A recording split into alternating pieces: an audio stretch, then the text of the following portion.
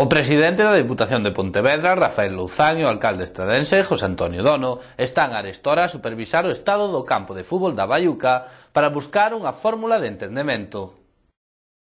O presidente da Deputación de Pontevedra, Rafael Louzán, está arestora a visitar as instalacións do campo de fútbol da Baiuca, xunto co alcalde local, José Antonio Dono. O delegado territorial da Xunta en Pontevedra, José Manuel Cores, e directivos do estradense para supervisar o estado do terreo e estudiar outras posibles actuacións.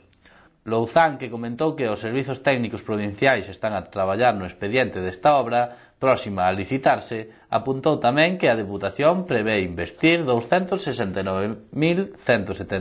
euros do seu PID na mellora e adecuación do graderío dos vestiarios do campo e 55.216 na reparación do muro de peche perimetral do estadio.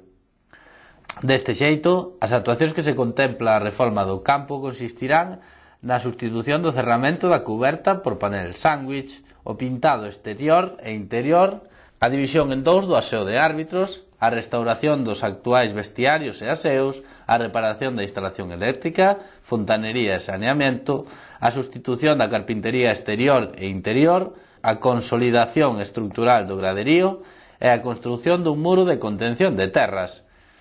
Estas obras, recordou o presidente provincial, englobaránse no plan de investimentos da Deputación no municipio da Estrada, que ascenden a un total de 1.676.047 euros e superarán, ademais, a execución do acondicionamento das pistas municipais de atletismo, a pavimentación e o acceso aos núcleos de Loimil, Callobre, Cereixo e outros, o suministro dunha barredora, a construción dun circuito de adestramento na zona deportiva de Figueroa, a instalación de contedores soterrados ou mesmo a mellora dos accesos e o contorno na praza do Pazo de Oca.